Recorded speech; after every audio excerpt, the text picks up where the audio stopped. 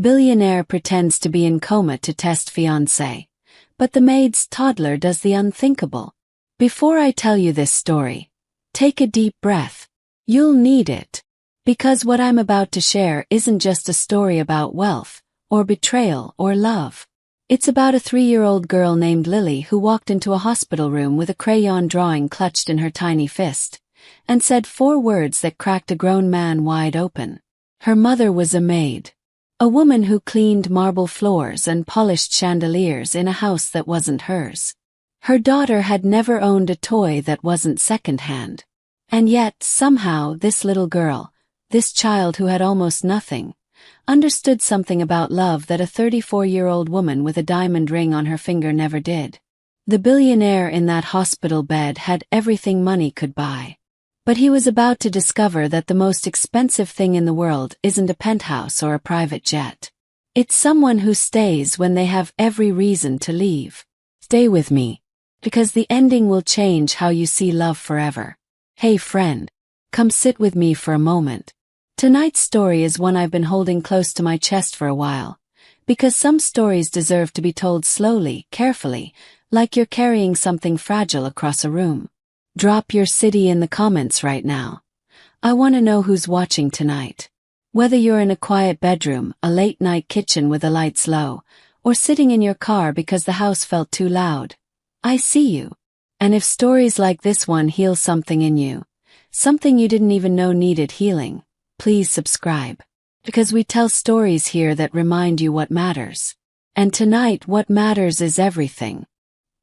His name was Ethan Callaway. And at 39 years old, he had built an empire from nothing but stubbornness and sleepless nights. He grew up in a 2-bedroom apartment in Cleveland, Ohio, where the radiator knocked all winter and his mother worked double shifts at a diner to keep the lights on. He remembered the exact smell of that apartment: old coffee, dish soap, and something his mother called the smell of trying.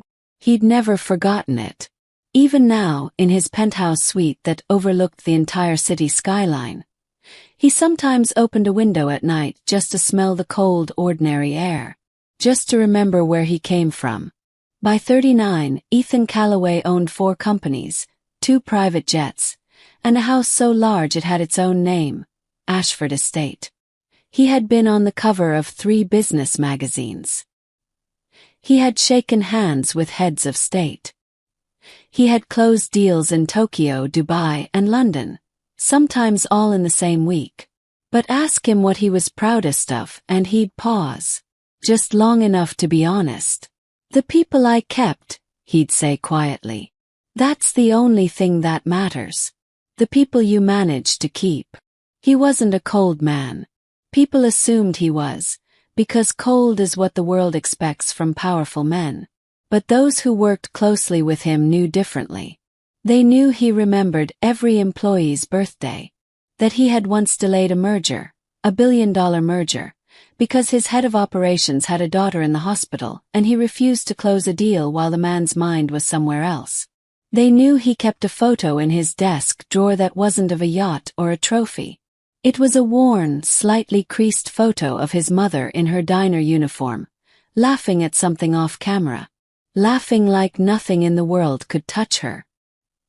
He was, beneath all the marble and money, still the boy from the apartment with the knocking radiator. Still someone who believed deeply and quietly that love was something you showed, not something you said. So when Ethan Callaway fell in love with Vanessa Hale at 37, he showed it the only way he knew how. He showed up. Every morning. Every evening. He cleared his schedule on her birthday. He remembered she hated cilantro and ordered every restaurant meal accordingly. He noticed when she was sad before she said a word, and he would simply appear. A cup of tea, a hand on her shoulder, no questions asked. Vanessa was 34 and luminous in the way that certain women are. The kind of luminous that comes with knowing how beautiful they are and learning to carry it like a card they can play. She laughed easily, dressed brilliantly, and had a way of walking into rooms that made every head turn. She had met Ethan at a charity gala. Her in a gown the color of midnight. Him in a suit he'd clearly worn too many times because he never thought about suits. She had teased him about it. He had laughed. 3 months later. He couldn't imagine mornings without her. And then there was Rosa. Rosa Mendez was Ashford Estate's head housekeeper, a quiet, dignified woman of 41 who had worked for Ethan for 6 years. She came in at 7 every morning, moved through the house like soft water, efficient and gentle and entirely invisible to most. She had dark eyes that missed nothing and hands that were always slightly roughened from work she was too proud to complain about. And Rosa had a daughter, Lily, 3 years old. Hair in 2 uneven pigtails because Rosa did her best in the mornings and Lily never sat still. Eyes like 2 dark buttons full of questions. She had a laugh. God, she had a laugh that started somewhere deep in her belly and bubbled up like it couldn't be stopped. Rosa sometimes brought her to work during school holidays. Ethan had no issue with it. He'd told Rosa once, quietly, that children made houses feel like homes, and he meant it. Lily had taken one look at the enormous estate and decided it was her personal kingdom. She toddled through the hallways, pressed her face against windows, declared the fountain in the garden too splashy, and had once, memorably, handed Ethan a crayon and told him he needed to draw with her because he looked too serious. He had sat down on the floor in his $3,000 suit and drawn a lopsided dog. It was the most at peace he'd felt in months. Have you ever met someone you weren't expecting who just made life feel lighter? Just by existing in the same room. That's what Lily was to Ethan Calloway. A small, giggling reminder that the world was actually full of simple, uncomplicated joy. He was about to need that reminder more than he knew. Because 3 weeks after Ethan proposed to Vanessa, on a rooftop under a sky full of stars she'd called romantic and he'd called just what you deserve, something changed. Something small at first. A look that lasted a half-second too long. A phone turned face down on the table. A laugh that belonged to a voice she didn't introduce. He noticed. He always noticed. And the man who had built an empire on trusting his instincts began to feel, for the first time, that the most expensive thing he'd ever given away might not be safe in the hands he'd placed it in. The smell of his mother's apartment drifted back to him one night as he lay awake beside Vanessa. Old coffee, dish soap, the smell of trying. He stared at the ceiling and made a decision that would change everything. The only way to know someone's heart, his mother had told him once, is to see what they do when they think no one's watching. His chest tightened as he reached out one hand in the darkness, not to touch Vanessa, but to feel the empty air beside him. The distance that had grown without either of them naming it. Felt enormous. Felt like a warning. He should have listened sooner. The morning Ethan fainted in his home office, it was Rosa who found him. Not Vanessa. Not one of the dozen staff members who moved through the estate every day. Rosa, who had come to bring him his 11 o'clock coffee the way she always did, black with 1 small cube of sugar because she'd learned that was the only way he actually drank it. Rosa had found him slumped in his chair, pale and unresponsive, and she had screamed his name and called an ambulance without panicking for a single second after that. That was Rosa's particular gift. She felt everything but she functioned. She'd had to learn how. The ambulance came in 8 minutes. Ethan was loaded out through his own front door on a stretcher while Lily, who had been sitting in the kitchen drawing with the cook's daughter, watched wide-eyed from the hallway. She didn't cry. She just watched. And when the doors closed and the lights went red and blue, she turned to the cook's daughter and said in her small, solemn voice, "The man is sick. We should make him something." She was 3 years old. At the hospital, the doctors used words like episode and stress-induced and needs monitoring. They ran tests. They said he was stable. They said he needed rest. They said the demands of the last 18 months, 4 company expansions, a merger, a fundraising campaign, had stacked up behind his eyes like weather. The doctor who delivered the news was a kind-faced woman in her 50s who looked at Ethan afterward, when the tests came back and the real picture was clearer, and told him something no one had ever been direct enough to say to him before. "Mr. Calloway, You have spent years watching how your companies perform under pressure. You test your investments. You run projections. You don't commit capital without due diligence. You pause. When did you last apply that same diligence to the people in your life? He stared at her. She didn't blink.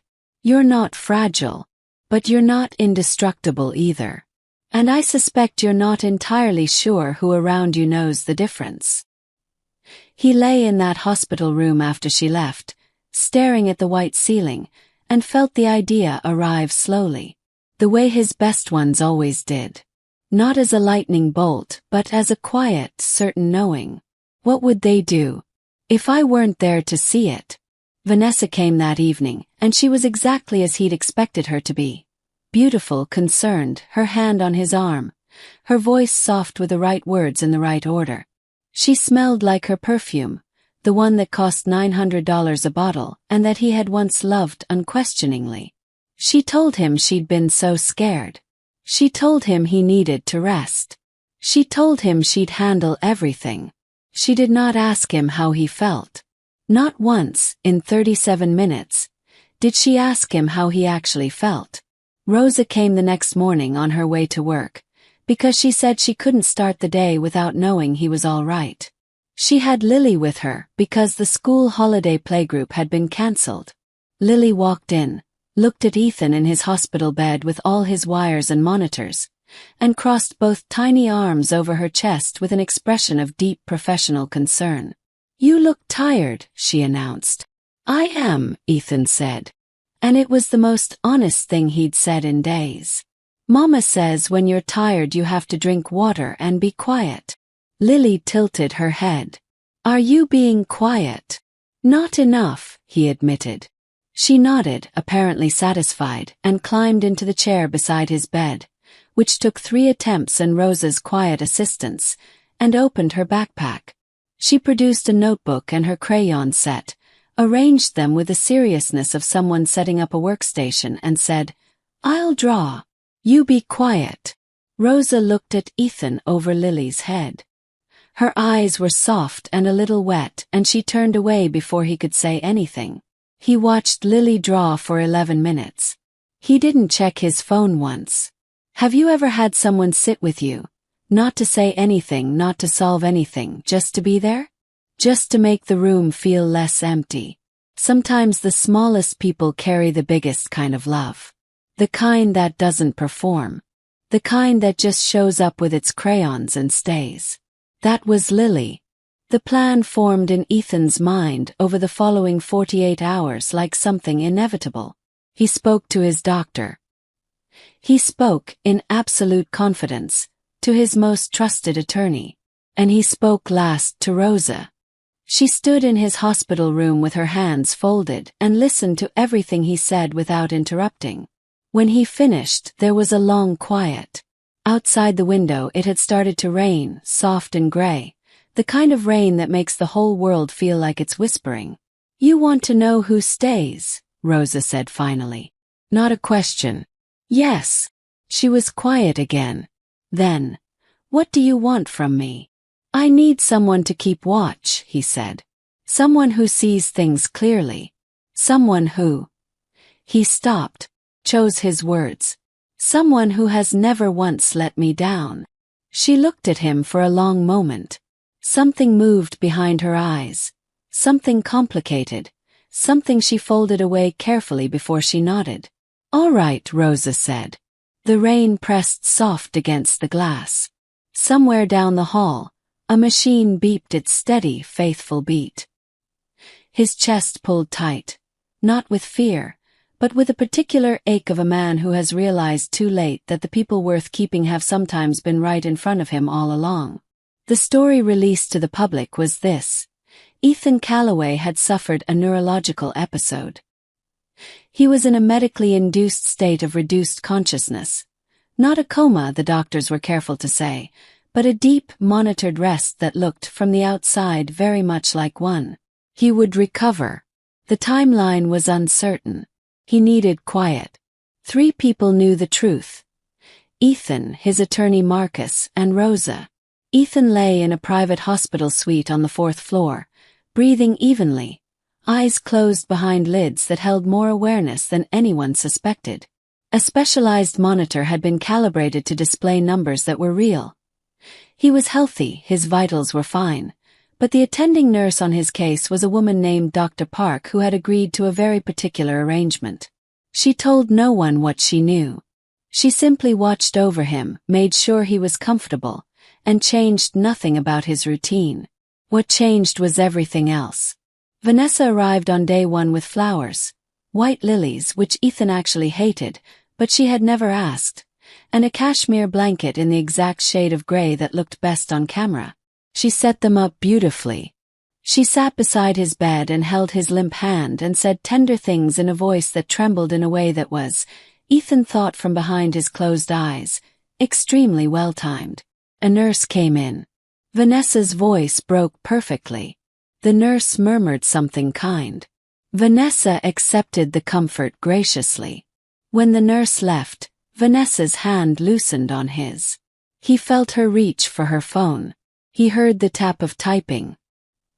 He heard her exhale, a long, satisfied breath, like someone setting down something heavy. Like someone who had just posted something they were pleased with and was waiting to watch the responses come in. He did not open his eyes. On day 2, his business partner arrived.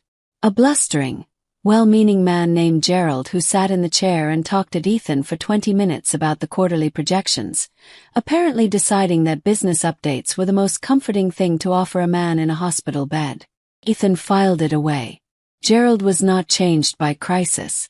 He was simply Gerald. On day 3, 3 of Ethan's oldest friends came. Men he'd known since his scraping Cleveland days, before the money, before the skyline penthouse. They came in together, sat around his bed, and were silent for a long moment. Then the tallest one, a man named Darnell, said in a low voice, "We don't know if you can hear us, but we're here. That's all we came to say." He wanted to cry. He didn't move. Rosa came every morning at 7:15, on her way to open the estate. She had worked out the timing perfectly. She would stop at the hospital, come to his room, check that everything was in order, exchange a quiet look with Dr. Park and leave. She never stayed long. She had Lily to get to school and a house to run. But every morning without fail she came. She brought him nothing, no flowers, no gifts. She just came. She stood at the foot of his bed for 2 minutes, and whatever she felt she kept private, and then she left. Have you ever loved someone so much that simply knowing they were all right was enough? That you didn't need them to see you, thank you, acknowledge you, you just needed them to be breathing? That's what Rosa's visits looked like. Small and quiet and completely unperformed. Lily came on the 4th day after school.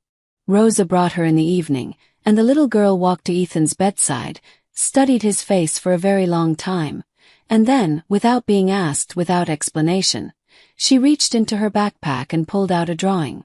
It was a picture of the estate's garden. Messy and vivid and completely recognizable, done in bright crayon, the fountain that was too splashy, the big oak tree by the east wall, the bench where Rosa sometimes sat in the mornings. And in the middle of the garden, 2 figures. One very tall, one very small. She set it carefully on the pillow beside his head. "So you remember the garden," she said. "So you know we're waiting." A dialogue exchange so small, so unintentional, so devastatingly true that Ethan had to slow his breathing to keep from moving. Rosa said softly, "Come on, sweetheart. He needs rest." "Okay." Lily touched his hand, just his fingers so gently, and said, "Wake up when you're ready, okay? We're not going anywhere." The nurse, coming in a moment later, found Ethan alone, and noted in her log that his heart rate had elevated slightly. She looked at the drawing on his pillow and did not remove it. His chest felt like something had taken hold of it and was squeezing, not painfully, but with a particular pressure of a truth that has been waiting to be acknowledged. The garden. The 2 figures. So you know we're waiting. He had thought he was watching them. He hadn't realized they were taking care of him. On day 6, Rosa came in at 7:15 as always. But this morning, she didn't stand at the foot of the bed and leave. She sat down. And after a long silence, she spoke. "I don't know if you can hear me," she said quietly. "Maybe you can. The doctor won't say. I think you can. You always notice things other people missed. I don't think that goes away when you're lying still." He kept his breathing even. "Low. Teddy. I have to tell you something," she said. "And I'm going to tell you now because I might not be brave enough to say it when you wake up. And because I think," she stopped. Started again. "I think you deserve to know." Outside the window, the morning was gray and still. The smell of hospital, antiseptic and warm air, felt suddenly very present. Ethan kept his eyes closed. "Vanessa has been meeting with someone," Rosa said. "A man named Daniel. He came to the house twice before your episode.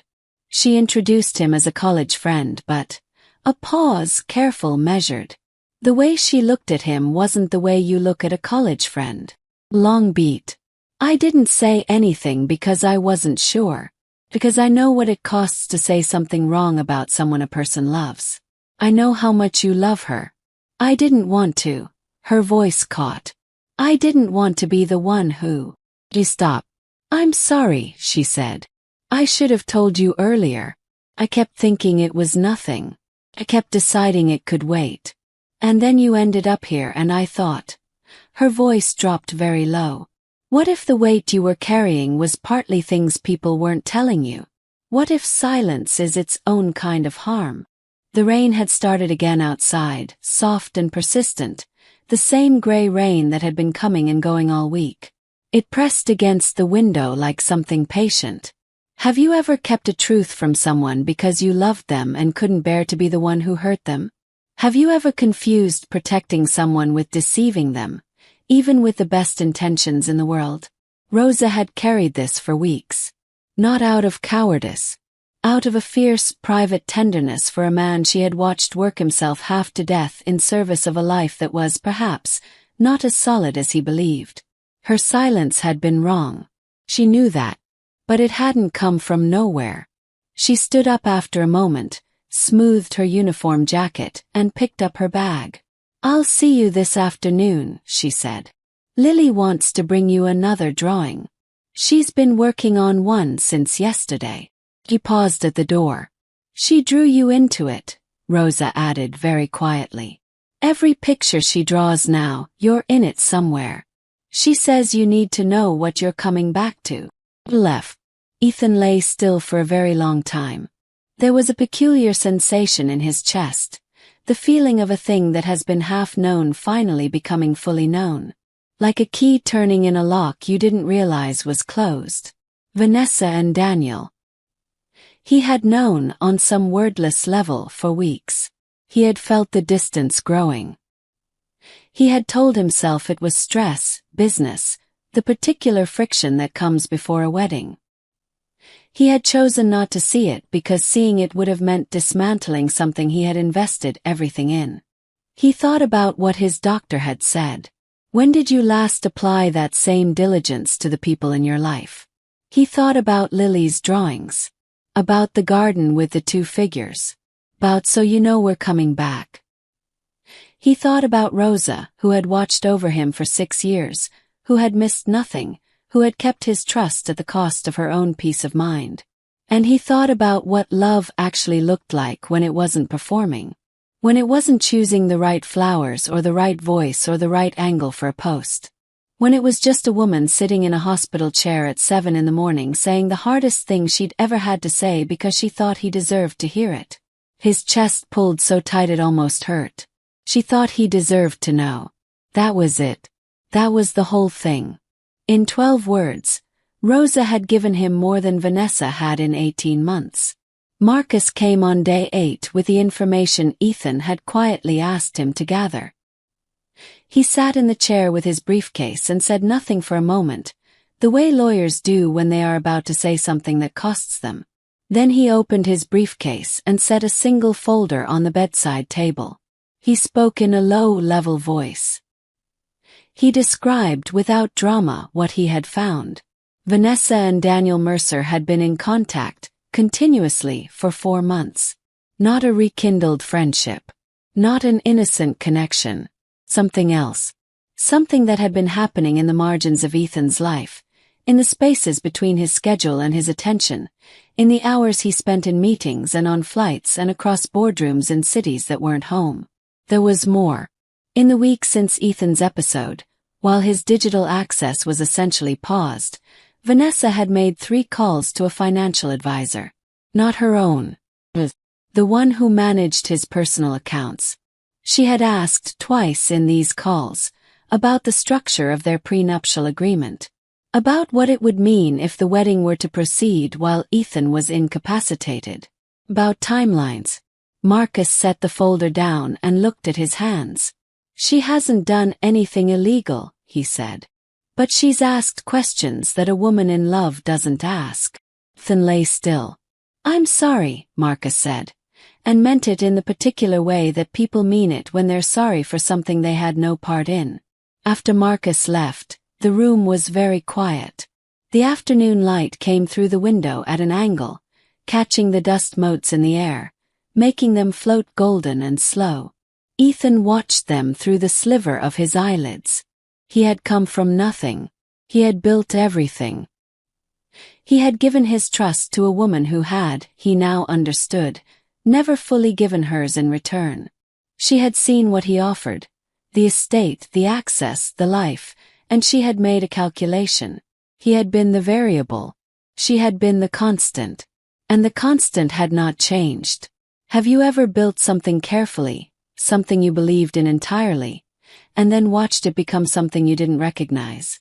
That particular grief, the grief of lost faith in someone you chose, doesn't have a clean name.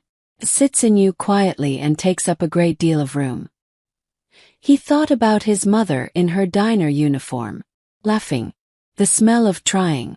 She had tried for him every day and never made him feel like it was a burden. Love is something given freely, without ledger, without plan. He thought about Lily coming in with her drawing. We're not going anywhere. The tightness in his chest softened, just slightly, like a fist slowly opening. There was a dialogue that had happened just that morning. Vanessa had come in her usual way, her perfume arriving before her, her voice landing at exactly the right emotional register. She had sat and held his hand and said, I've been thinking, darling. Once you're better, once all this is behind us, we should move the wedding up. No point in waiting. Life is short. We both know that now. He had felt his fingers curl slightly in her grip and made himself relax them. And Marcus mentioned some paperwork. She had continued, lightly, airily. Boring legal things. I told him not to bother you with it. We can sort all that out after. She had kissed his knuckles. The kiss had been very gentle, very perfect, very empty. His chest pulled tight as the afternoon light moved across the wall, slow and golden, and he let himself, for the first time, grieve what he had wanted this to be. Not angrily, just quietly. Just the clean, necessary grief of someone putting something down. On day 10, Rosa didn't come at 7:15. She came at 9:30, which had never happened, and when she walked in she was moving differently. Her usual careful, quiet efficiency replaced by something held very tight. Ethan kept his eyes closed. But he listened. She sat down. She didn't speak for a moment. When she did, her voice was controlled in the way that voices are when someone has been practicing what they're going to say and is still not sure they can say it. I've been offered a position, she said. In Toronto. It's a very good offer. Better pay. A good environment. The family is kind. Lily could have a better school. Better. She stopped. Better everything, honestly. He kept breathing. Low. Even. I wasn't going to tell you until you woke up, she said. But I've been sitting with it and I think you'd want to know before I decide. Because. Another stop. This one longer. Because I've been thinking about why I'm not sure I want to take it. And the reason I keep coming back to doesn't make sense for a woman in my position. Her voice very quiet. I don't want to leave this city. I've been telling myself it's the job. The familiarity. But that's not it. She exhaled slowly. I know what it is. I just don't know what to do with it. She said nothing else for a long time. Then, so quietly he almost missed it. You need people around you who don't want anything from you. I realized that watching all of this. Watching who comes and what they say and what they don't say. You have so many people around you, Ethan. So many people. And almost none of them are here because they just... Her voice caught. Because they just want you to be all right. She stood up.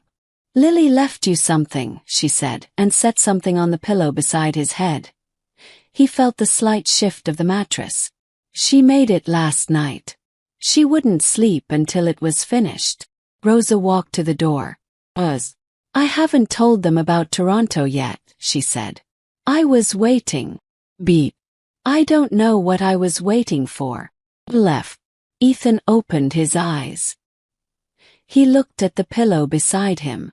Another drawing, this one larger, more detailed, crayon and some kind of marker, clearly worked on with unusual care. It was a picture of a house, the estate, recognizable by its gate and its fountain. And inside the house, visible through crayoned windows, tiny figures. Tall man, woman, a small girl with 2 pigtails, all in the same room, all at what appeared to be a table, with plates and something that might have been a cake. At the bottom, in letters that Rosa had clearly helped with but that were pressed in Lily's own hand, tilted, effortful, enormous with concentration. Home. He held the drawing for a very long time. Have you ever had someone make a sacrifice so quiet you almost didn't notice it? Rosa had been offered a better life for herself and her daughter. Better pay, better school, better everything, she'd said it herself. And she was hesitating. Because of him. Because of a man who paid her salary and lived in a house she cleaned and who had never, not once, understood the full weight of what it cost her to simply keep showing up. She wasn't staying for the job. She had said it clearly, even if she hadn't meant to say it at all. His chest was very full. The kind of full that has no outlet except to sit with it quietly and let it change you. He picked up his phone, the one Dr. Park had kept charging on the bedside table, and called Marcus. It's time, he said. On day 11, Ethan asked Dr. Park to make a quiet call. The call went to a small private firm that handled, among other things, the kind of discreet observation that wealthy men in uncertain circumstances sometimes require. Ethan gave specific parameters. He was not interested in evidence for a courtroom. He was not interested in dramatic exposé. He simply wanted, finally, the complete picture. The unperformed version. What came back the following morning was as simple as it was complete. The night before, while Ethan lay in his hospital suite with Lily's drawing on his pillow, Vanessa Hale had hosted a dinner party. Not a small, quiet gathering of concerned friends. Full dinner party. At Ashford Estate. In his dining room. With his chef preparing the food, using ingredients from his pantry, presenting courses on his family china. She had invited 7 people, among them Daniel Mercer, who sat at the head of the table, a placement that had not been accidental. During the dinner, she had shown 2 of her guests around the house. The grounds. The art. She had used the word we in ways that had an architecture to them, a structure that implied a future already decided. At one point, she had stood at the window of Ethan's study and said to Daniel specifically, "This will all be different, of course. We'll redecorate." The operative had noted the time. 9:47 p.m. At 9:47 p.m., Rosa Mendez had been in a children's hospital 2 miles away, sitting in a waiting room while Lily was examined for an ear infection that had developed that afternoon. She had brought a book she didn't read, a juice box she forgot to open, and she had sat in a chair under fluorescent lights for 4 hours alone because there was no one to call. She had texted no one except the scheduling system at Ashford Estate to note she would be delayed the next morning. She had not complained, had not asked for anything. She had simply sat there with her daughter until Lily was seen and treated, and given a small sticker by the pediatric nurse that Lily had pressed, with great ceremony, to the front of Rosa's jacket. 2 women. Same night. One in his dining room declaring a future. One in a waiting room, alone, protecting the thing that actually mattered. Have you ever loved someone so much it scared you? Not romantic love, just love. The kind that makes you sit in waiting rooms and draw pictures and say hard truths in empty hospital rooms and turn down better offers because you can't quite make yourself leave. Ethan read the report. He set it down. He looked out the window at the city, which was bright and clear and ordinary in the way cities are in the late morning, full of people moving through their particular lives. He thought about what love had looked like in this room over 11 days. He thought about the flowers Vanessa had chosen, the blanket in the photographable gray, the voice that performed at perfect register, the hand that loosened when the nurse left. He thought about Rosa standing at the foot of his bed for 2 minutes every morning. Not because she had to. Not because it helped her. Because she had to know he was breathing. He thought about Lily. Come home. There was a dialogue, very short, that happened when Vanessa came in that afternoon. She entered, perfumed, precisely put together, and leaned over him to press her lips to his forehead in the way she had learned looked most tender. "Darling," she said softly, "I spoke to Dr. Park this morning. She says you might be coming around soon." Was very gentle. "I want you to know that I've been handling everything. The business, the estate. Everything is in good hands." He let 1 second pass, then another, and then quietly he opened his eyes. She startled, genuinely startled, her composure cracking for a real, unguarded second before she reassembled it into something warm and relieved. "Ethan," she breathed. He looked at her for a long moment. "I know," he said. She blinked. "What?" "I know," he said again, simply, without heat. Her face moved through something quickly, a flicker of uncertainty, a calculating pause, and then settled back into tender concern. "You're confused, darling. You've been." "I'm not confused," he said. A long silence. His chest was very calm. The smell of her perfume, $900 a bottle, sat in the room like a very beautiful, very empty thing. He told her everything. Not cruelly. Not dramatically. Just completely. He told her what he had heard, what Marcus had found, what the dinner party had looked like from the outside, what her phone calls to his financial advisor had contained. He said it all quietly, in the voice of a man who has been lying still for 11 days thinking about what he actually wants to say. Vanessa sat through it without speaking. Her face went through several things: denial, calculation, something that might have been genuine shame, and then, finally, a kind of cold stillness. She was not a stupid woman. She understood when a negotiation was over. She left without the diamond ring. Marcus handled everything else. Ethan didn't need to raise his voice once. What happened next was not a dramatic scene. It was not a confrontation or a revelation or a moment anyone photographed. It was something much quieter and much more real. Ethan called Rosa. She picked up on the second ring. "I'm awake," he said. "I know," she said. "Dr. Park called. I read the report about last night," he said. "The dinner party. And where you were." Longer pause. "Rosa," he said, "I want you to turn down the Toronto offer." Her voice very carefully. "Ethan, I want you to turn it down," he said, "because I have something I want to ask you. And I'd like to ask you in person. But I needed you to know before you make any decisions." He stopped. Started again. "I needed you to know that I've been lying in a hospital room for 11 days and the person I kept thinking about, the one I kept coming back to, wasn't the woman with the ring." The silence that followed was not empty. It was the kind of silence that holds something enormous very gently. "I'll come this afternoon," Rosa said finally. "I'll bring Lily." "Please," he said. She came at 3 o'clock. Lily ran into the room ahead of her, looked at Ethan sitting up in the hospital bed, declared, "He's awake," with the satisfied authority of someone whose prediction had been confirmed, and climbed into the chair with her crayons. Rosa stood in the doorway. Have you ever looked at someone and understood completely how much you had been failing to see?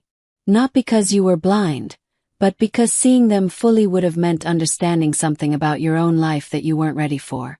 Ethan looked at Rosa standing in the doorway of his hospital room and felt the full weight of 6 years rearrange itself around him.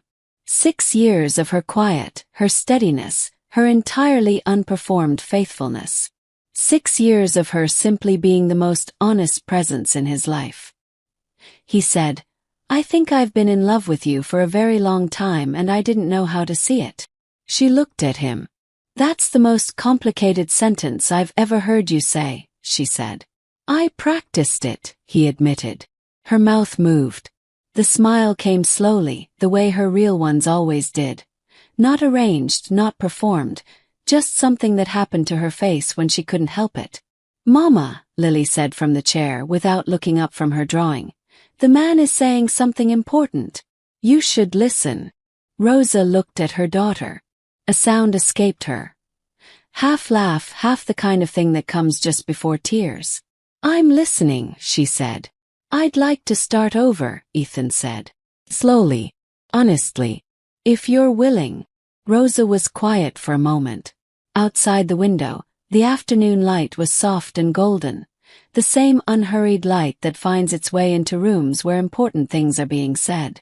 "Lily," she said finally, "what do you think?" Lily considered this with great seriousness, crayon poised in the air. "I think," she said, "he should come home." Rosa looked at Ethan. Something in her face was entirely unguarded. No armor, no performance, no careful management. Just Rosa. Just her. "We have a garden," she said quietly. "You drew yourself into it." Well, she had. Lily had.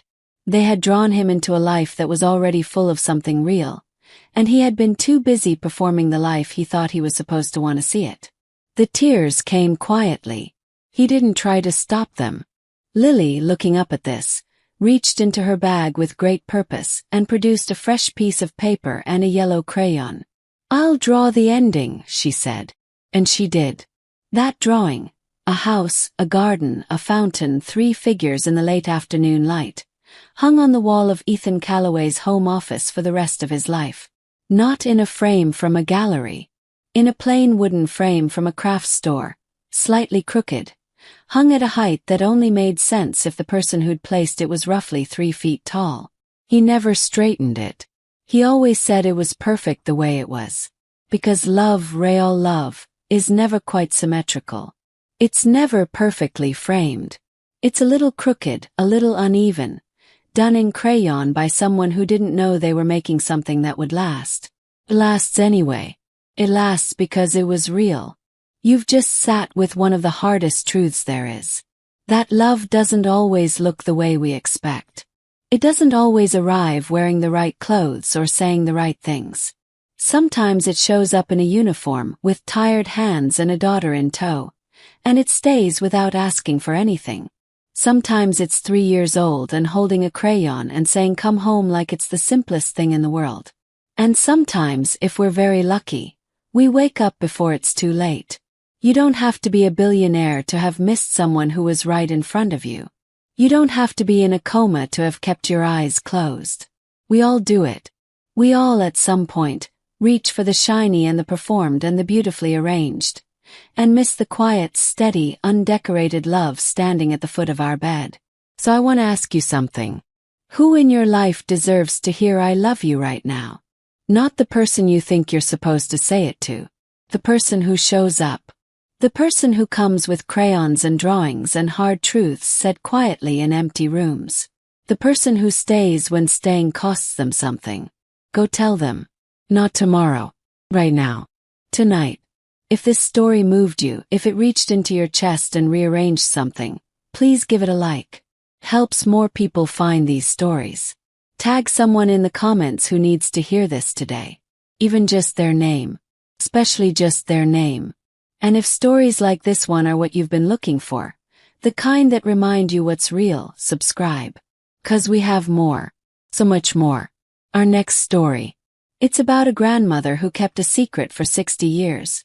And the letter she left behind that broke an entire family open. You won't want to miss it. With love, always only love.